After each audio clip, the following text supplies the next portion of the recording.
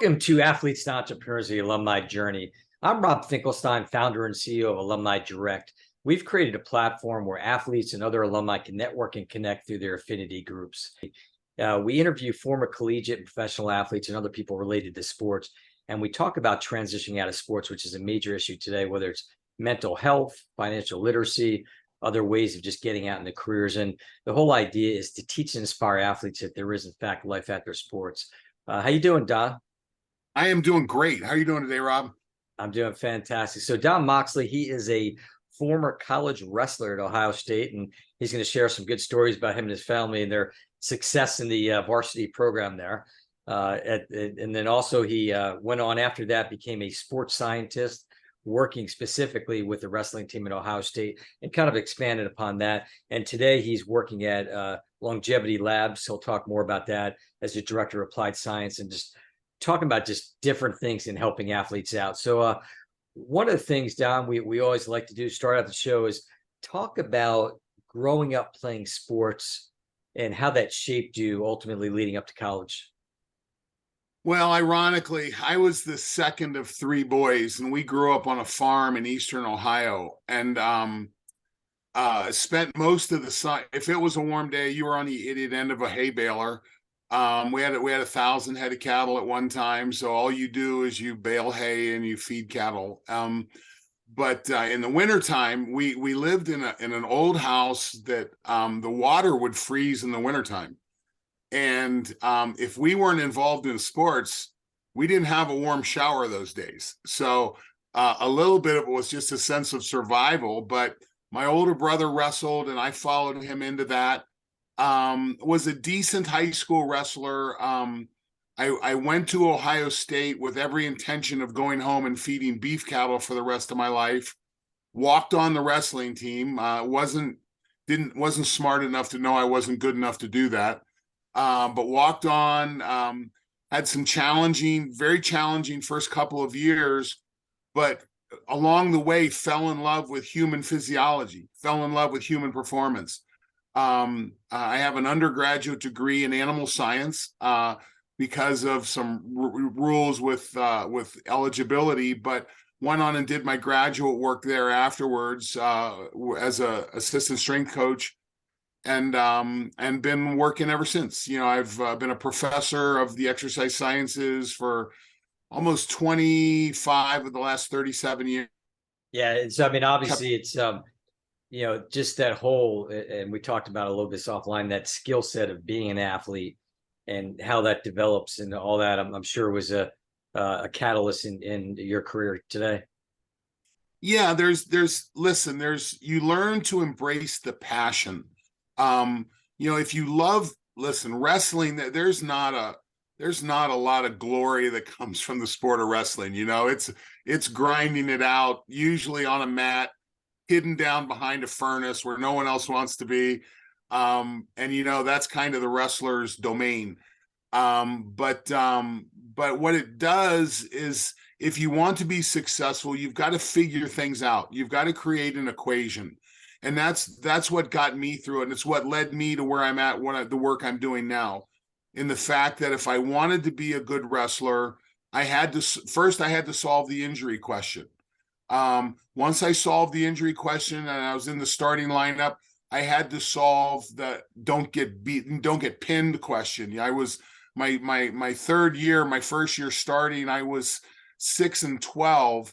Of the 12 losses, I was winning 11 of those matches when I got pinned. I couldn't get off the bottom in a collegiate wrestling match. So that summer I went to a camp. There was a camp in Granby, Virginia, and I became unrideable, and I went from 6-12 to 39-9 in 1 year. Wow. But of the 9 losses, of the 9 losses that year, 7 of them took place in St. John Arena, which was our home arena. Literally, I could not win. I couldn't lose on the road, and I couldn't win at home. So I worked with a sports psychologist that year, got that worked out, and then finished my last year off 35-5. I dropped 5 matches that year, but I was a Big Ten champion. I did not place in nationals. I didn't have a good nationals tournament, but and still hold the record for falls at Ohio State. So, I learned to pin people and I got good at it, and it paid off. That's great. And so when you were growing up, did you dream of being a professional athlete, or whether it be No. or Olympian or anything like that? No, well, we followed it. I distinctly remember watching the 76 Olympics. I distinctly remember seeing that, the Peterson brothers and Hellickson and Wayne Wells and just all those great wrestlers. But no, I dreamed of being a cowboy. I dreamed of going home and feeding cattle.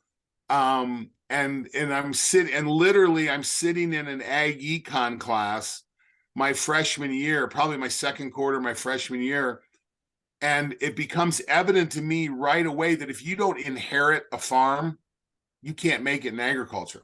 You can't buy the property and grow the crops and the animals. And the economics does not add up. And ironically, I had to solve these issues with injury.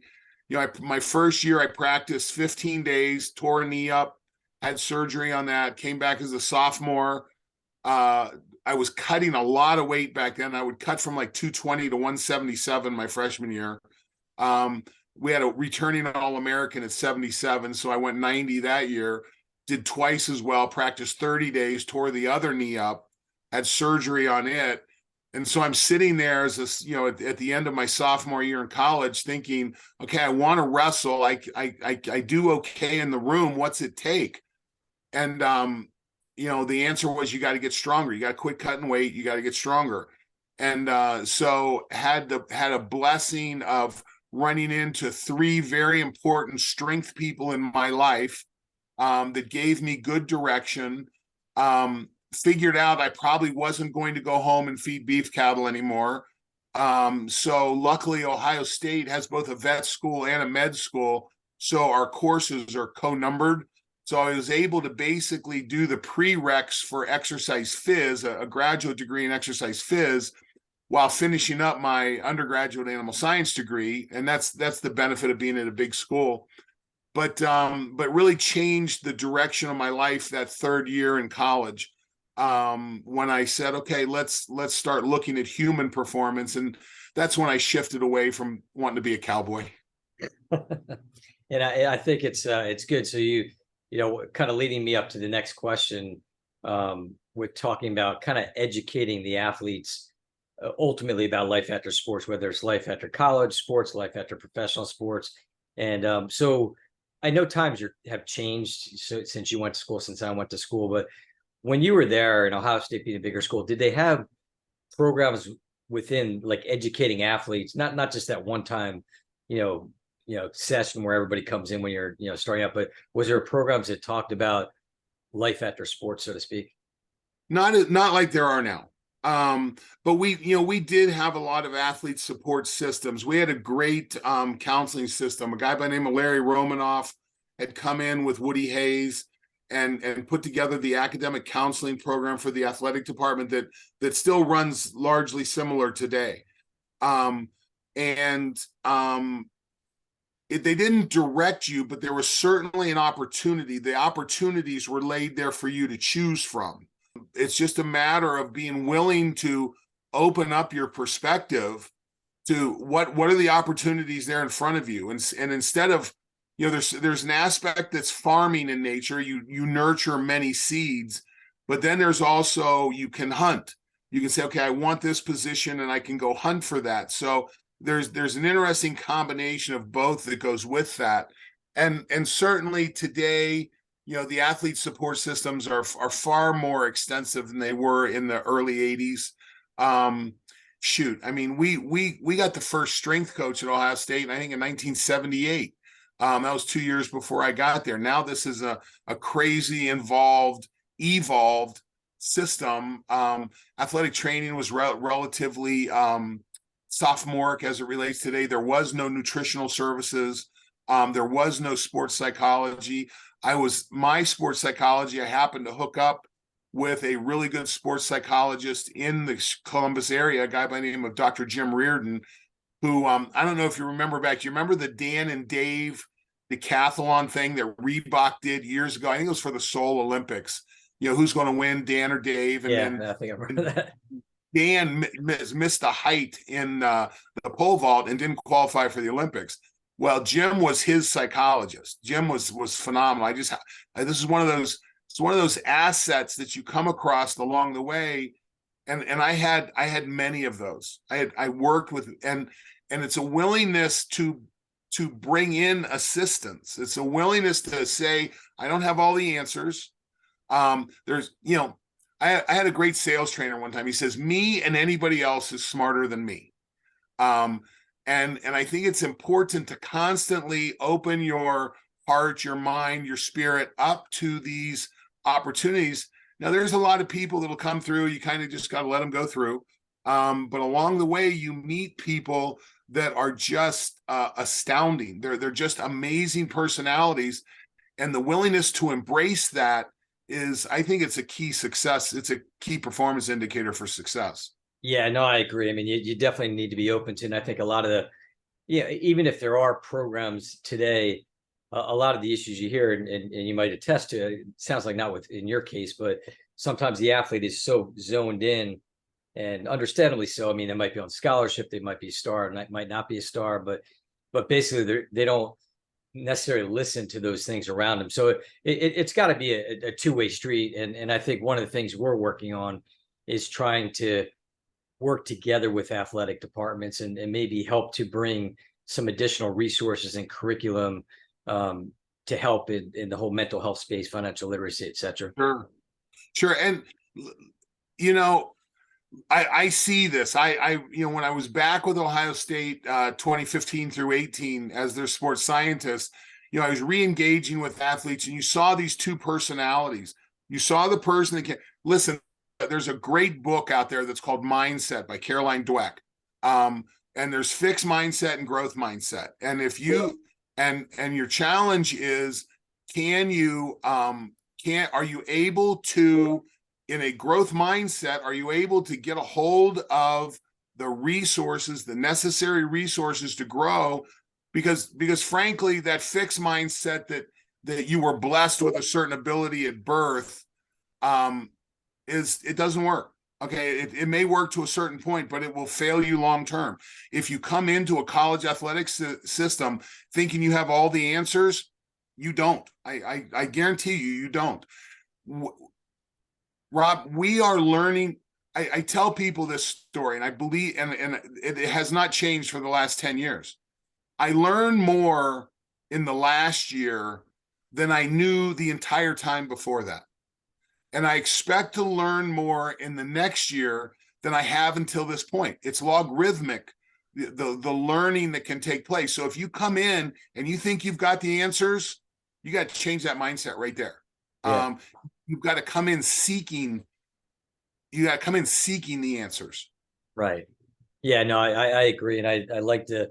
It's all about mindset and being open to things. So, one of the areas that we also like to talk about is the alumni connections, within the schools, and I know same thing might change between the way it was when you were there and the way it is today. But talk about, were athletes coming back, and not just the golf tournaments and things like that, but were they coming back and kind of working with the athletes, not only on the sport, but maybe from a career standpoint or a mentoring standpoint?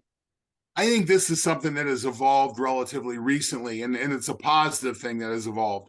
I don't think all changes in sport are good, but I think this is one. And I think the ability, listen, I love going back to the wrestling team, and I had a chance to coach with the women's volleyball team in the early 90s. And, we won a Big Ten title and we were national runners up, and I've got great relationships with those players. But I love going back and giving back. I happen to have a particular skill set in human performance that's really unique. And I love being able to give that back. We didn't have that back then. Now we had alumnus that ran the alumni support group, that ran our wrestling club. Good people. They helped fund us to go to tournaments and things like that. But this resource of experts just did not exist back then as much. Right. And it's, I could see that. And again, today, I think there's definitely more of it, but I think still an additional need for it. And it's important. I mean, the alumni is a very valuable resource. And I think not only for the students, but even when you look at other alumni helping each other out. So, I mean, whether Sure. it's the wrestlers and the football players, basketball, tennis, whatever it might be, but kind of coming together as a community and helping each other. Community is always good. If you have a chance to build community, you should do it. Because rarely does that backfire in any way. So yeah, and again, since when I became a professional, I wound up working with the Chicago Bulls. Yeah, two Ohio State players, Dennis Hobson and the 7-foot center, Brad Sellers, were with Chicago. The Bulls strength coach at the time, Al Vermeil, had reached out and found me, and I wound up working with those guys when they were back. Well, it's just another network.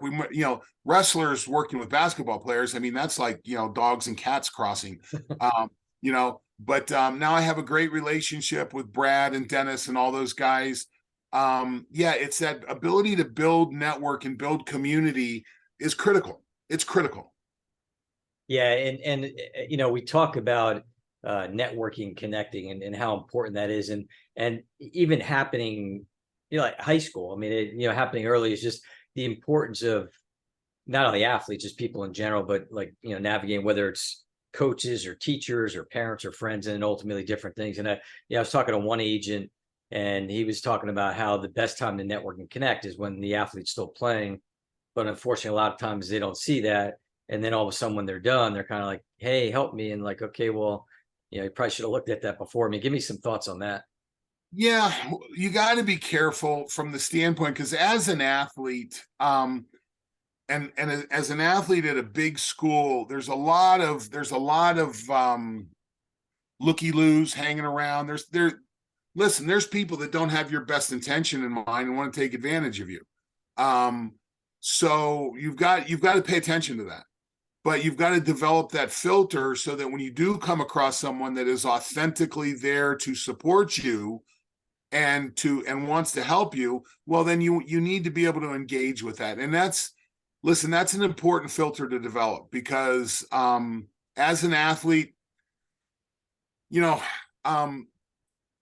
whether your listeners know this, whether you know this, Rob, we had a problem with a team doctor at Ohio State molesting athletes. That particular team doc wrote one of my letters of recommendation to grad school. So I obviously didn't have the same relationship with this guy that my teammates did. But going through this whole experience, I've said three things need to happen. Number one, parents and athletes need to recognize there are people on the periphery in any athletic department, any athletic program, that may not have your best interests in mind. And you've got to be very careful about it. And college administrations have to turn up the volume on this. They have to be they have to pay more attention to this. Number one. Number two, I don't care what athlete you're, I don't care what age you are. This is anything from pee-wee to pro. There are people in your organization that want to take advantage of you in a bad way. You have to be aware of that. And administrations, I don't want this to sound all negative, okay? That for every one predator, there's 100 nurturers, okay? Yeah. And tuning that filter is important. But not everyone there is to do good, but there's a lot of people there that will help and want to help. Yeah, no, I agree. You're right. I mean, it's just kind of having up your radar, like you're saying. It's just to be cognizant of it, that there are a lot of good people, but unfortunately, there's a few bad apples out there as well. If you're uncomfortable, believe it. But listen, if you connect with me on LinkedIn, I will usually accept your connection. And if you want to introduce yourself, that's great. And I will respond with, if there's something I can do to help you, please let me know. Now, unfortunately, on LinkedIn, you get a lot of these freaks, and you get the same response every time. And I wind up blocking most of that. But I've got great relationships with people but simply by saying, What is it about my profile that you found interesting enough to connect with me, and how can I help you? Because that's what I do. I help, that's at the end of the day, that's what I do. I help people. And that's why we're doing something like this. Yeah, and that's a great approach. I mean, networking obviously is something that's it's passionate to me, based on my company and everything else. But I Sure. think you hit it on the head. Is you got to be willing to help people. Is like, what can I do for you, not just look at what's in it for yourself, which is a great great approach to taking things. So let's talk about it's kind of the hot topic these days, but talk a little bit about NIL, name, image, likeness. And back when you were playing, back when I was a runner in college, that stuff didn't exist. And you hear different stories It about could it. have. It could have. In a different way. Like back then, yeah, NIL was called something else. It was called donors, maybe. Back to that, Doug. Give me your thoughts, like both positive and I negative. love it. I love it. Listen, and the reason I say it could have, I grew up on a farm in Barnesville, Ohio. My parents did not have extra money. And if it wasn't for Pell Grants and student loans, I don't get through Ohio State. I don't earn a scholarship until my third year.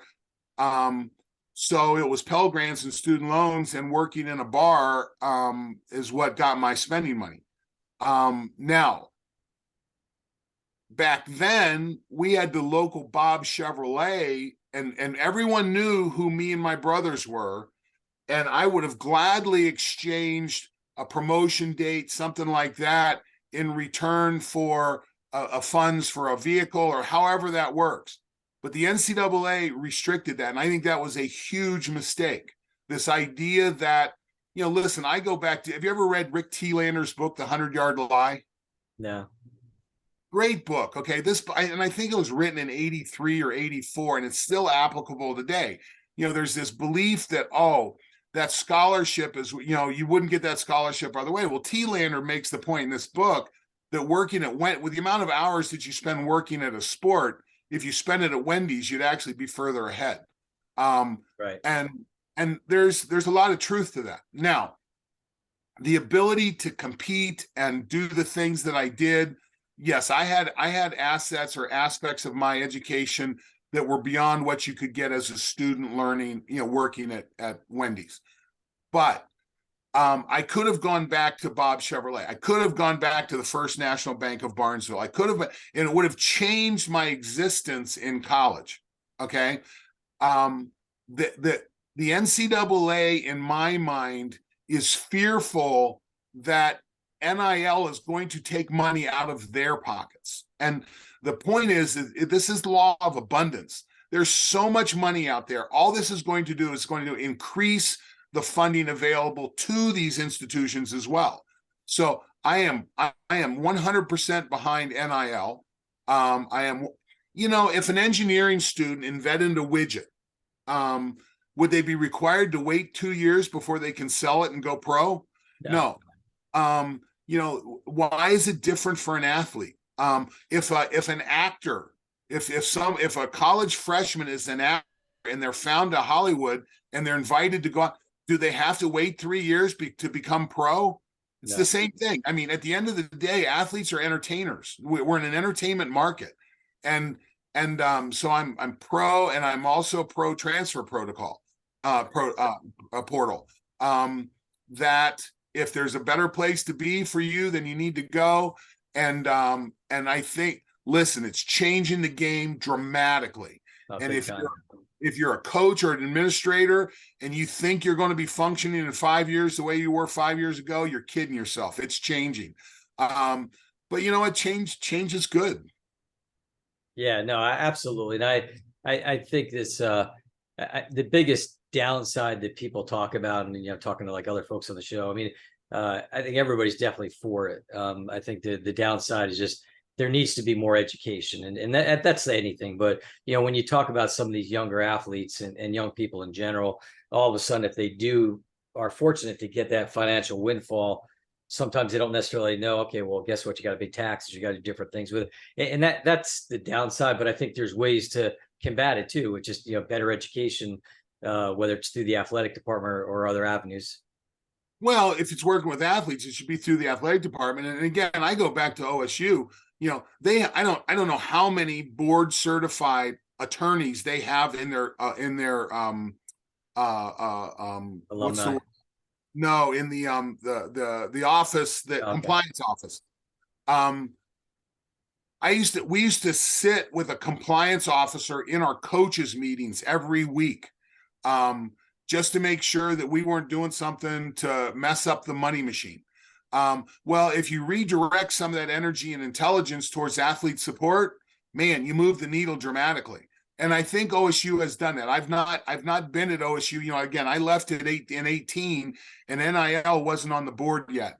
But I do believe they've started to ramp up some of those services, and I think the same way an athletic department hires athletic trainers and team docs and strength coaches, that having a staff person, and you know what, work like an agent, take a percentage, get part of what they do, but deliver a service for that. It's critical. It's Yeah. critical. No, absolutely. I totally agree. So let's fast forward now. So, you know, when you were transitioning out of, being a wrestler at Ohio State, kind of talk a little bit about that journey and then maybe give some advice to fellow athletes as they get ready to embark on that, whether it's as a collegiate athlete or professional athlete. You know, I was blessed from the standpoint that when I wrestled nationals my last year in '85, flew home, immediately flew to Florida for spring break, and then came back from being drunk from 10 days and sat down and said, okay, what are you going to do with your life now? I'd had 5 knee surgeries by that time. I was 3 years away from Olympic trials. That was '85. The winningest wrestler in the history of USA Wrestling was a guy by the name of Bruce Baumgartner, who was a heavyweight as well. And I had a full ride academic scholarship to grad school. So I sat on my bed one day and I said, you know what? It's time to stop wrestling. So literally I took all my wrestling stuff short. I have a warm-up sweatshirt that I used to wear, and I have a warm-up jacket that I used to wear. That's all I've got left. Threw it all in the dumpster and walked away. And when I was back at OSU as the sports scientist, I was helping some kids transition. We all stop sometime. Okay. Whether you're a high school athlete, a pro athlete, a college athlete, you stop being an athlete at some point. You stop competing. Doesn't mean you stop living. Okay. I poured myself into another physical activity. I poured myself into cycling, and I did a lot of work. Cycling was very easy on my knees. I found a new place to express my desire to compete and coach and do those things and train. But I did it in a manner that didn't tear me up as much. So the what I would tell wrestlers, because we'd have some guys on the team that, frankly, they were just getting the snot beat out of them in the room, and they weren't doing what it took to make the next level. And so once you put in a set of criteria, if you don't meet this criteria, I'm like, you know what? You're getting ready to join us in the Alumni Association. Welcome. It's better than it. Change is hard. Change is good. But start to look forward to embracing that next phase of your life. Where do we go with this? Now, whether you're coaching or not, who knows? But what you learn in sport, there's economics that go into running a team. There's sales that go into recruiting. There's psychology that goes into performance. There is any number of, the physiology of performance, and it's essentially pre-med and occupational therapy. The skill sets that you developed as an athlete, as a coach, can be applied in the real world as well, in the general approach. So learn, and you have assets, because athletes have had to compete in a highly competitive space. There's more intention, there's more intensity, there's more compression, is the kind. I'm not describing that very well, but there's just more intensity. You've lived in that you've developed skills from that. You can turn around and take those again, whether it's the psychology of recruiting, you go start your recruit for another company. If it's communicating, if it's psychology, if it's physiology, if it's economics, all of these things have the ability to be applied in the normal world. Yeah, and that's and everybody, that's fantastic advice, and listen to that for sure. I mean, that's the skill set that you develop as an athlete. I mean, it's, you hear sad stories about these athletes that they're done with their sport and they just think of themselves as that sport and not as the person. So the former wrestler, the baseball player, football player, runner, that's what they are, and they have another, could be 30, 40 years ahead of them of working and finding the right things that they love. So utilize that skill set. One guy I think we talked about offline, one of my other prior guests that talked about when he was done, he realized he was done into college and just went into the business world and ultimately became a successful CEO. And he just implored other athletes to just take that skill set. People want to hire, that people want to look at that, whether it's hiring for job entrepreneurship or whatever it might be. Definitely look into that. So now, well, it doesn't end, Rob. This is the important part. I'm shocked almost on a daily basis. Listen, back in 1985, I had a great weekend. I put together 4 good matches and I won a Big Ten title. And there weren't a ton of those at Ohio State back then, but the number of times I'm introduced now 40 years later as a Big Ten champ, as a wrestler from Ohio State and a Big Ten champ, it blows me away. And my daughter played lacrosse at Ohio State. She finished 2 years of coaching at Northwestern. The number of people that you run into that know you're an athlete, that know that you competed at the next level, it will stick with you for the rest of your life. Whether you're competing or not, that brand, that label will be there, and that respect will be there, and you can leverage it. Yeah, no doubt. Absolutely. So let's talk about once you got out and we, there was other things, but we talked about being a sports scientist. Tell us about that and some of your work that you did at Ohio State with that, and maybe in some of the things you continue to do as a sports scientist. So ultimately, listen, science is a process. We ask a question: what's it take to be a better wrestler? What's it take to jump higher? And we hypothesize. So our hypothesis comes from existing knowledge. We put together a hypothesis, then we put together an experiment. If I want to be better, I'll do this, this, and this. I'll lift these weights. I'll do this. I'll do that. That's where it stops in most sports. But science requires the acquisition of data. Okay, what did we do? And then analyzing that to figure out, okay, what do I do next? That's essentially the scientific process. Well, in sports is an excellent place to do this. So this is all we did. All we've done is by the last year I was at Ohio State, well, in the 2017 season, we collected 3.5 million data points. Heart rate variability. We measured everything. We created big spreadsheet systems to analyze. We created dashboards. I was working with a student from the Fisher College of Business that we dashboarded this so that decisions could be scientifically directed, not necessarily always dogmatic or this is what I did, things like that. Because frankly, a lot of the things that people used to do are bullshit. But it just keeps living over time because that's what they used to do. And no one's going back and analyzing, does this really make a difference? Perfect example, the bench, in lifting weights, the bench press. Most people walk in the room, it's the first exercise they do. We started looking at the data. It had an inverse relationship to success in wrestling. My best bench pressers were my worst wrestlers. My better wrestlers had poor bench presses. So we stopped looking at that. We didn't stop doing the exercise, but we stopped celebrating it. And we started to find what are the key elements that we can use to celebrate. And what we found with OSU in that time was there's this physiological principle called recovery, your ability, and we measure it with a physiological variable that's called HRV, heart rate variability. It tells you, are you in stress or are you in recovery? And with HRV, by doing all this work, figuring out what makes a difference, what doesn't, we figured out that we had to invest in recovery as part of the training program. So we used like sensory deprivation float tanks. These are the tanks that you float in that are body temperature.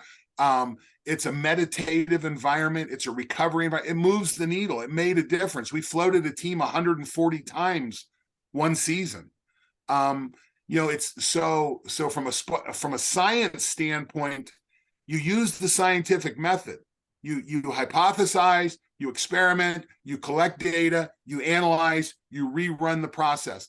You learn to identify what are the key performance indicators. For wrestling, it's cardiovascular fitness is the #1 predictor of success, our ability to move from just a person on the team to an All-American, and that's moving through the starter. You're a guy on the team, you become a starter, you can eventually earn All-American status. Cardiovascular fitness predicted that in wrestling, what's generally believed to be an anaerobic sport. So it's through that scientific process that we're able to make decisions to improve all the processes that my athletes go through. So that's what you do as a sports scientist. I describe it as I try to create data streams that give coaches and athletes the ability to make better decisions. Because at the end of the day, yeah, that's great. And I mean, I guess is it also tied into like nutrition and things like that as well, or sure. Nutrition should be analyzed. One of the challenges that we have in athletics is the dogmatic nature. I'm a vegan, I'm a carnivore, I'm a West Side guy, I'm a HIIT guy, I'm a this, I'm a that. When I taught this in the classroom, I'd always end, I'm a Baptist, you're a Catholic. You all read the same damn book, okay? The truths are there, whether you're Baptist or Catholic or not. The truths are there. You've just chosen to wall yourself off in a certain area. I tend not to do that. I want to be as agnostic as possible. I want to use science to make decisions. Yes, if you bring in this exercise program, let's see if it makes a difference. And again, one of the big things that we did that any team can do, you got to figure out what your groups are. But I had 38 guys in my room. 9 of them were All-American or better. And that included national champions and Olympic gold medalists and Olympic bronze medalists and so forth. Then I had a group of wrestlers, I think there was 10 or 11 of these guys that had started for us but never made All-American.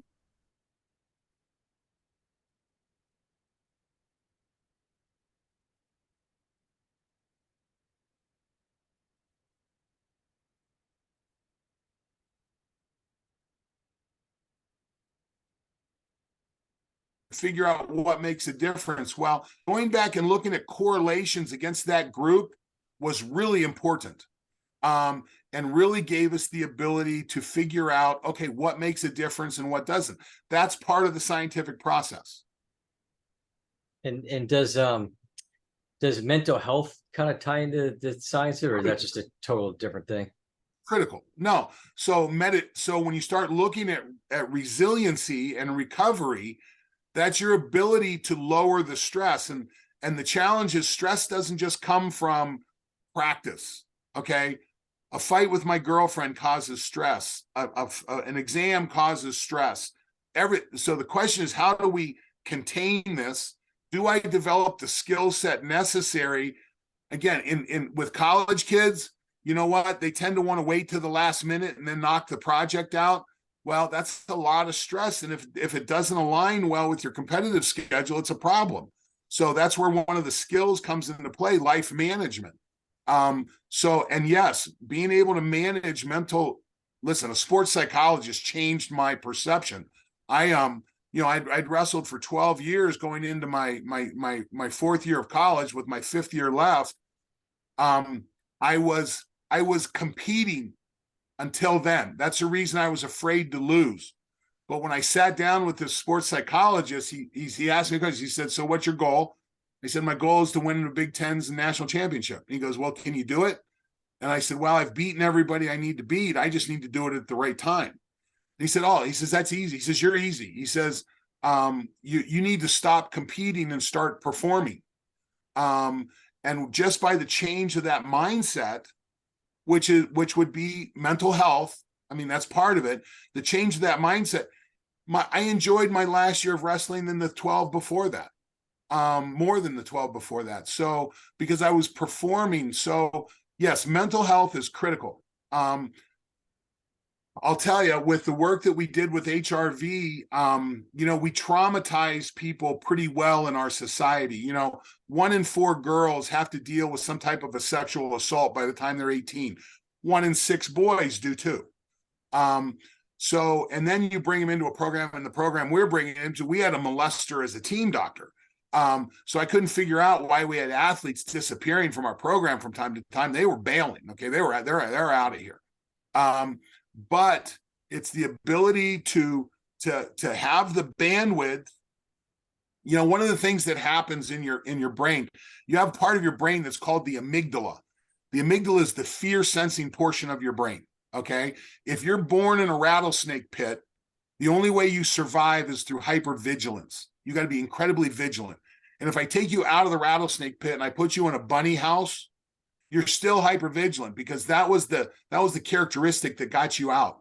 So you then have to do things to correct that hypervigilance, or else it'll just drain you. And this is what we deal with, PTSD and things like that. This is what drives a lot of that. So as an athlete, and for me with my athletes, I had some guys that came out of traumatic households, and they needed work differently than my athletes that didn't. So as a coach or as an athlete, you need to recognize not everyone is the same. And that there's a different physiological background, there's a different social background, there's a different psychological background, and you've got to have the skill set to work with these kids if you want to be successful. If you just show up and get your $3,000 for coaching high school that year, hey, that's fine. You can probably do that. I don't live in that world. Yeah, it's there's definitely a lot there. So let's go kind of talk more kind of what you're doing today, and also ways that people can find you. So I left Ohio State in 2018 because we're doing deep work on heart rate variability work, measuring stress, recovery, things like that, and using it as a predictor. Well, I had friends that I'd worked with in the wearable technology that had gone into cannabis. And they're asking me questions like, what do you know about cannabis and HRV? And I'm like, I don't know anything about it. But then I started to do some research on it. I'm like, wait a minute, there's something here. And so I left Ohio State to go work in the cannabis business in Florida. And I did a deep dive. And you have part of your nervous system that's called the endocannabinoid system. It's actually named after cannabis, because we didn't know about it until we started researching it. But when you exercise, you create an endocannabinoid. You create a chemical in your body that's called anandamide. It's called the Zen molecule. Anandamide is what lowers anxiety, improves neural communication. It promotes the parasympathetic, the recovery side of this. And when I learned that, I learned that HRV is essentially a measurement of that endocannabinoid system. So this was a real breakthrough for me, because I had this unique background in cannabis. I had this unique background in HRV. So one thing led to another, and I got contacted by Longevity Labs. They said, we need someone to help us build a brand around this concept. And it's in the longevity space. And along the way, we developed this product that's called HRV Plus, which is a cannabis-based and a fish oil carrier that it's called HRV Plus. You'll find it at modemethod.com. We launched it in January, and it's been an interesting convergence of all my worlds. The sports performance, the sports science, cannabis, longevity. It's been pretty cool. So you can learn about it at modemethod.com. It's called HRV Plus, and that's what I do now. Okay, great. So any other fun parting ideas or that you might have? Listen, we hear it a lot that athletes can be fearless. Well, they can also be very fearful. And we can never miss that. But this willingness to step out, this willingness to take that step, to be at the bleeding edge, is important. I love there's a great author by the name of Stephen Kotler. Stephen wrote several books. One's called The Rise of Superman. The other one's called, he's 8-time New York Times bestseller, something like. His books are great. But this flow, to be in that space where everything's present, clear goals and feedback, concentration on tasking. This is a place that athletes live, okay? If you're not in flow, you can't have optimal performance. Well, we have reps and reps and reps in practice and competition. When you can take flow to your general public job and work that you do, you're dangerous. Okay, this is something most people, musicians figure it out. There's a reason why marching band has the highest grade point in the school. They exercise and they play music. Okay, these are both right side, left side brain things, and it develops you. Okay, so I think from an athlete standpoint, learn to embrace the concepts of flow, the things that you've done naturally, and be able to apply those to family, to work, to life in general. You have an advantage there because you've experienced something that some people never have and never will experience. Yeah, no, and that's great. It's a great way to kind of part the episode. We really appreciate your time. To find us, you can go to alumnidirect.com. You can also find us on LinkedIn and Facebook and Instagram, and make sure to follow the show. I think this is something that it's a critical issue out there, and we want to make a major impact in helping athletes transition out of sports. And I think there's some great, not only this episode with Don, but other episodes. So, follow us on all across the podcast networks and our YouTube channel. And again, thank you so much, Don. It's been great. Thanks for the opportunity. Looking forward to networking with you more. Absolutely. Take care.